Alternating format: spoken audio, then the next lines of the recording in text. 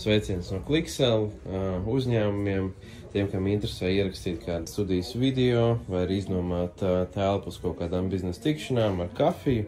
Droši varam nākt un skatīties, bet šodien es gribēju pievērst uzmanību šim te oša koku galdam. Tātad mēs šo te ošu koku galdu esam paši uztaisījuši.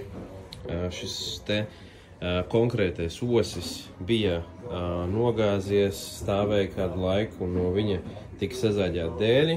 Te varam redzēt, ka bija arī kāds metāls iekšā osī, kas pēc tam tā iespējams, ka tā ir varbūt kāda rūsa vai kas tāds, varbūt kāds zinātājs zina, tad droši iekomentējiet. Bet jā, ir pilnībā uztaisīts oša smuks galds.